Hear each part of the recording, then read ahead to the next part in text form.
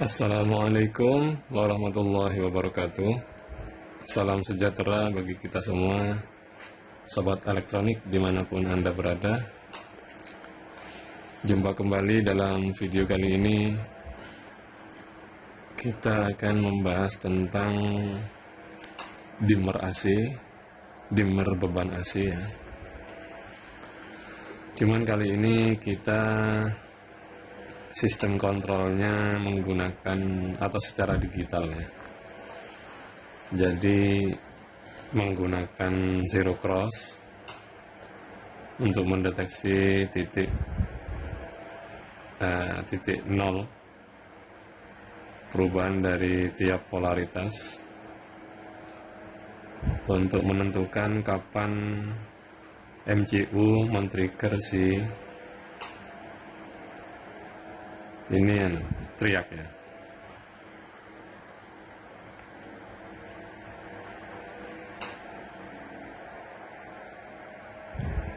BTA 16 ya. Coba kita cek.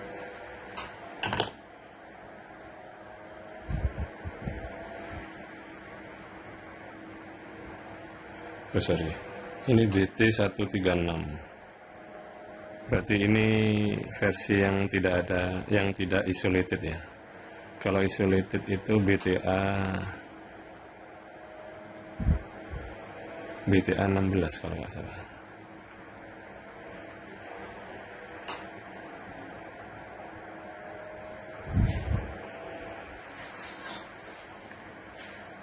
Sebentar.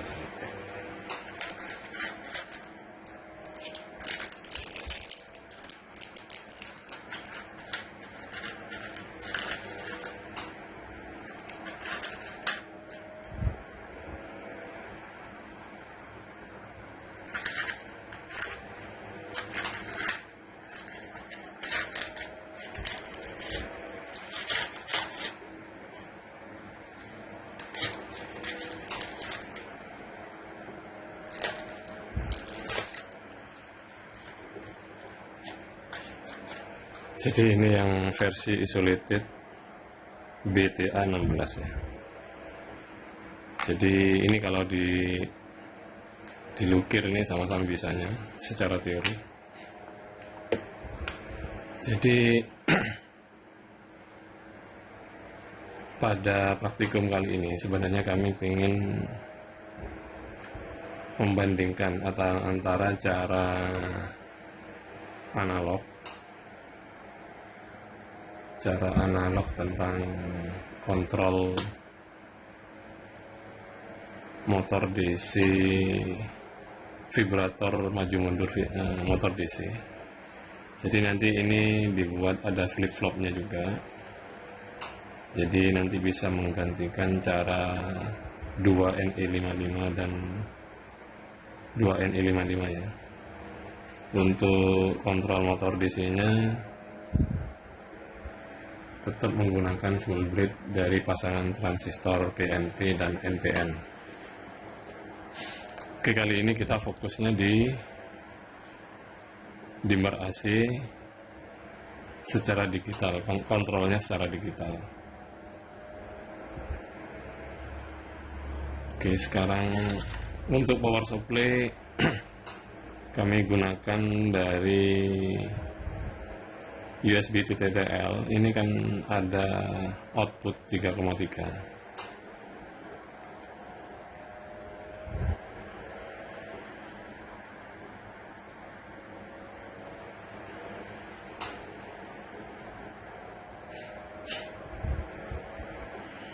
Jadi outputnya ada 3,3 karena MCU kan STM32 ini yang fix ya. Bukan yang blue pill, tapi versi yang fake, yang lebih murah. Jadi output 3,3 volt ambil dari sini. Supply utama dari USB. Kenapa pakai kami? Kenapa pakai ini? Karena kami sekalian upload kodenya lewat serial menggunakan USB TTL ini.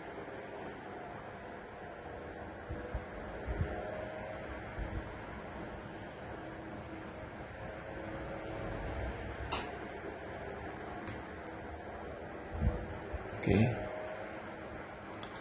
Jadi kalau kita uji sekarang,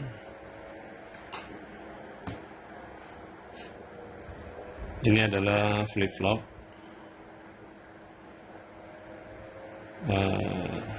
Yang pengaturan lama nyala di sisi kanan dan lama nyala di sisi kiri berdasarkan potensio ini.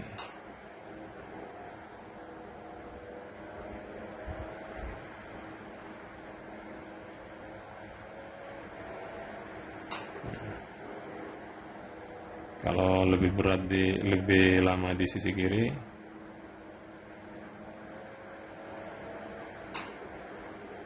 saya putar ke kiri.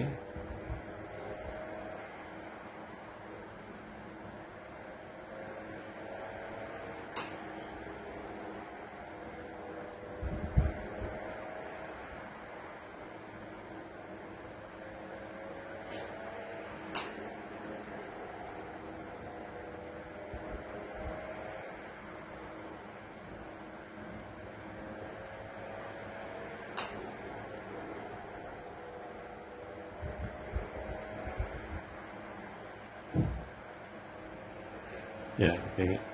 Sekarang kita akan uji dengan, oh ya, ini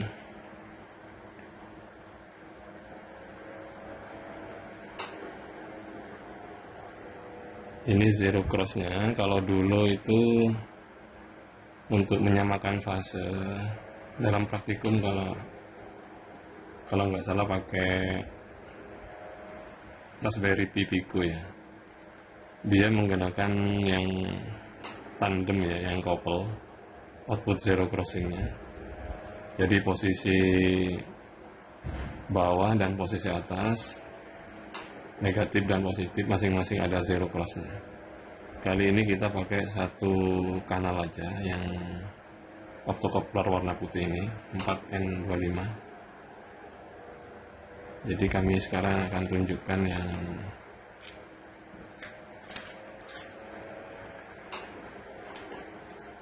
zero cross yang single ya.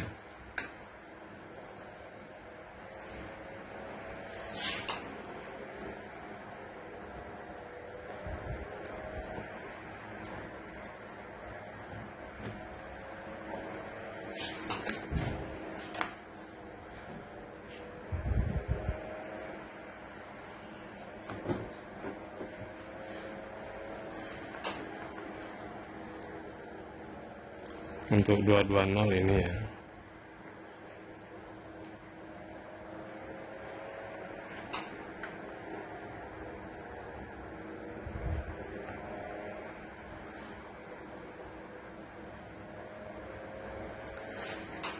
Lalu beban ada di sini.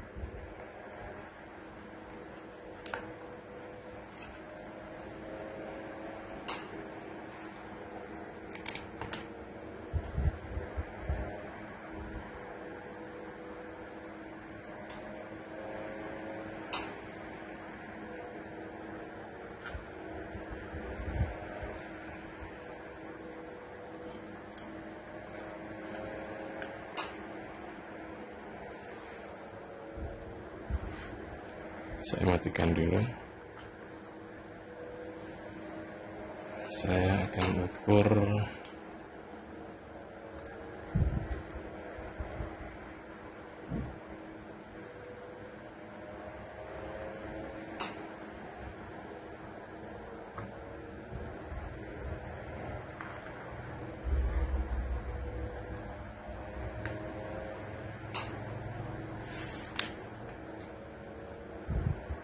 ini zero crossnya ya.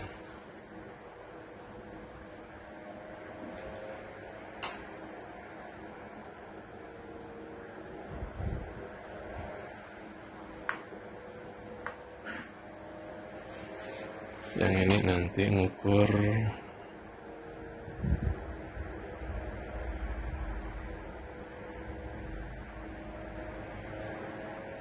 trigger, kapan trigger pada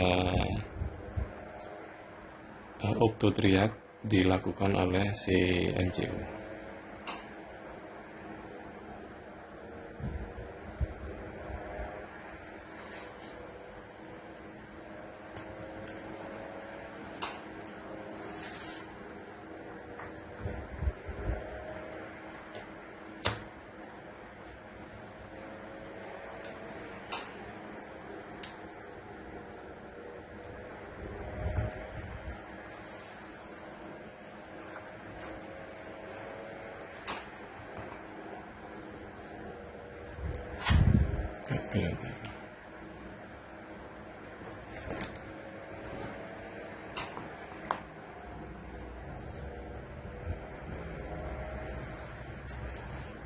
Oke, kita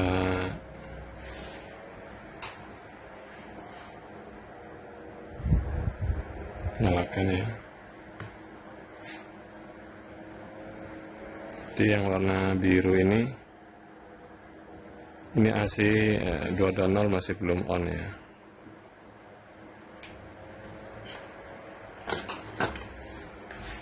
Sorry.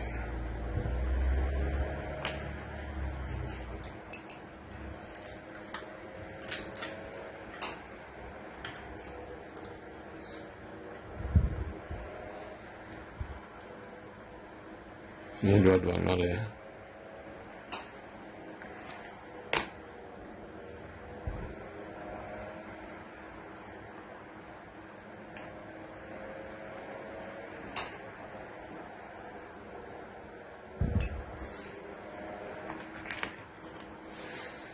Jadi saat belum ada tegangan AC 220, optocoupler belum jalan ya. Jadi dia di sisi kolektor foto transistornya belum kerja ya, antara kena sinar atau tidak. Sekarang kita uji dengan ini ya, 220. Kita cek sekali lagi.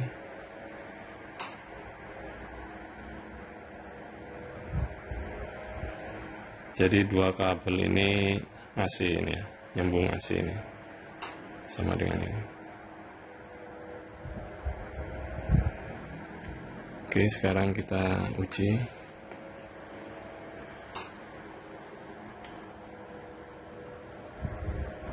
Jadi ini ya.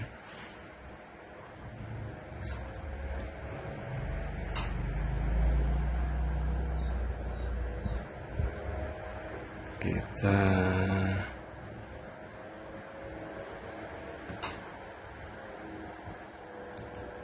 ya.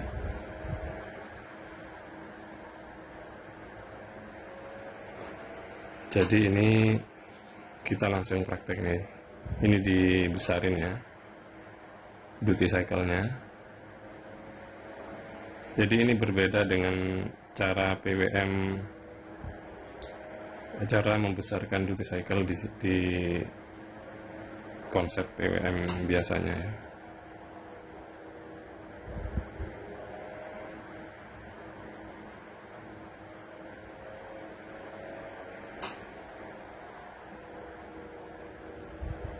Jadi dia semakin mundur.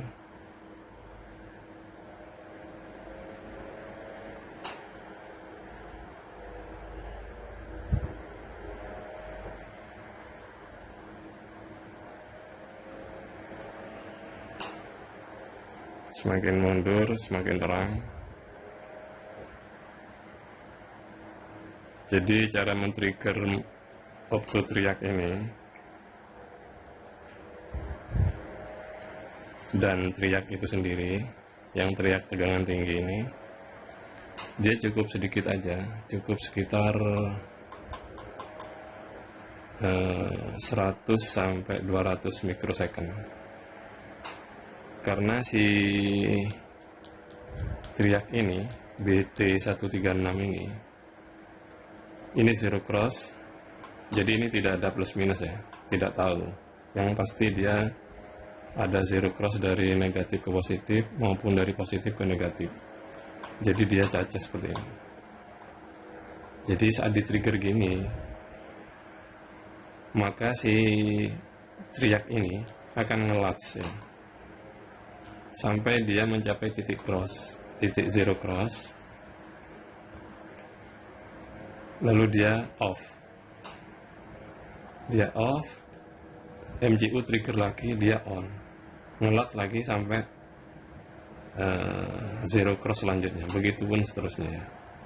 Jadi cukup di trigger sekitar 100 sampai 200 mikrosecond, dan si teriak ini akan ngelatch on sampai dia ketemu zero cross. Ini 220 kan AC kan, merah sama hitam ini. Jadi begitu cara kerjanya si teriak ini. MCU pakai tegangan dari USB aman karena dia melewati opto teriak ini. Jadi kalau dimaksimalkan seperti ini.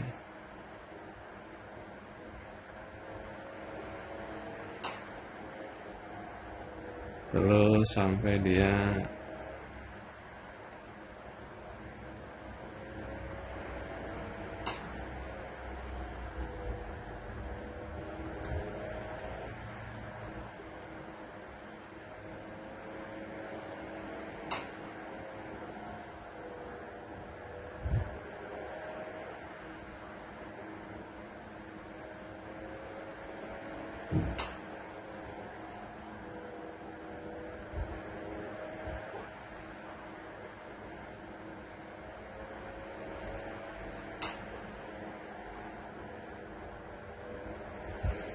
jadi sampai kira-kira mendekati titik ini ya.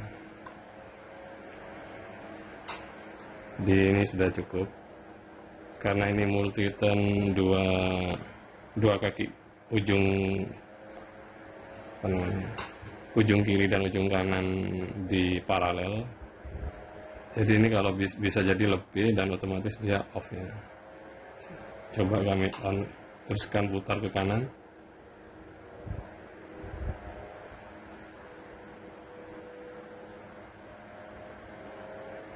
Sudah berhenti dari sini. Kalau masih jalan.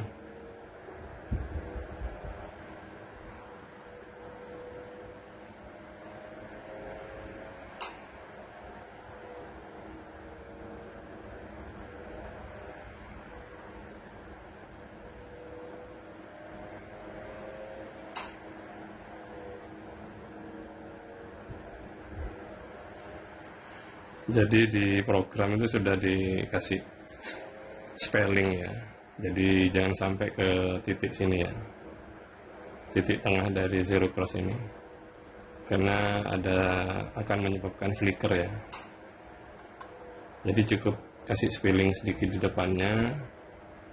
Dan nanti kalau dia dimmingnya kecil, cukup sebelum titik tengah sedikit sebelum mencapai titik tengah si zero cross ini. Kita mundurin, kita majuin ya triggernya.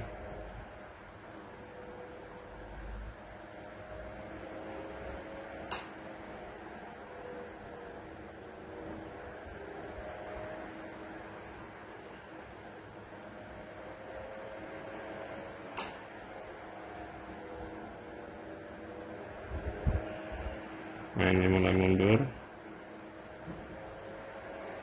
saya mulai maju kalau berdasarkan gambar ini ya.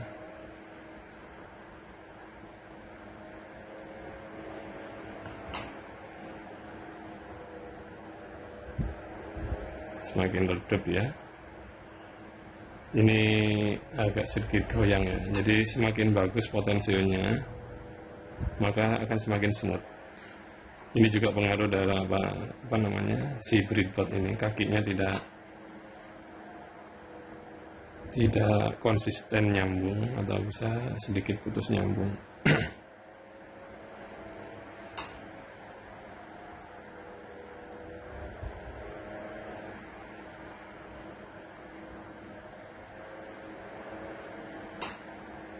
Jadi masih ada spilling banyak. Ini nyalanya sudah redup gini ya. Jadi kita uji dia padamnya sampai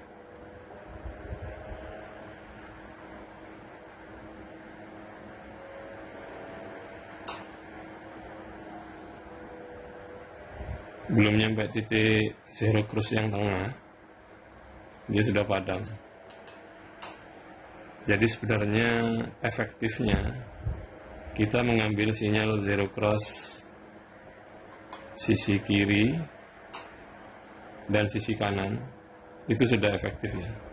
Jadi tidak harus di titik benar-benar titik nol zero crossnya itu.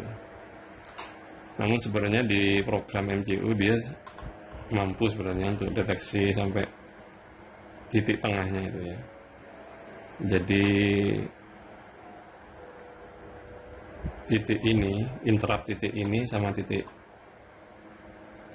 interrupt falling dan interrupt rising dibagi dua, dia akan ketemu titik tengahnya. Namun di MCU dikasih spelling sekitar 200 mikrosecond supaya tidak ada flicker ya, ada sedikit flicker. Jadi ini sudah coba dilanjutin di nol ya, udah maksimal ini, nggak bisa ya.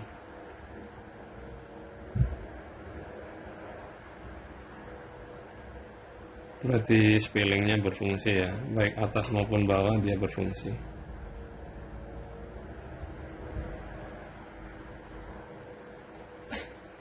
Oke.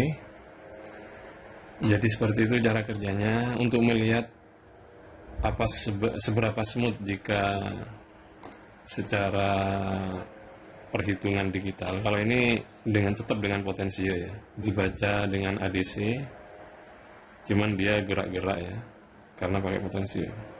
Sekarang kita uji dengan full software ya. Jadi ada dua mode. Sekarang modenya otomatis ya, dimmernya otomatis.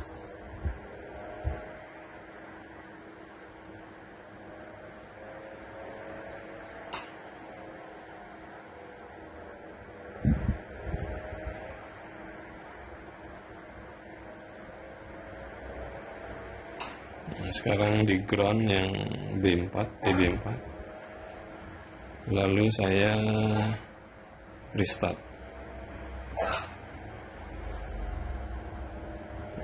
Ini smooth berdasarkan software ya. Oh, bahkan sampai dia hampir menyentuh titik cross yang saat maksimal dia terlalu jauh ya. Nah itu hampir ya. Dia sebenarnya sangat smooth ya kalau secara software ya. Jadi nggak ada getaran. Kalau tadi pakai potensio masih ada getar ya.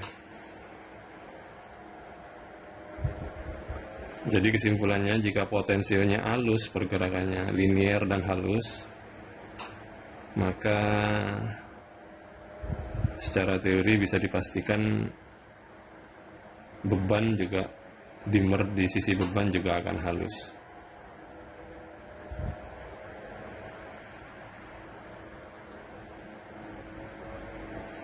Terus secara keseluruhan sistem ini sebenarnya untuk membandingkan praktikum sebelumnya, yakni tentang vibrator maju mundur motor DC. Jadi nantinya motor DC-nya dengan ini untuk ke depan menggerakkan etching ya. Jadi kami akan buatkan PCB kalau ada kesempatan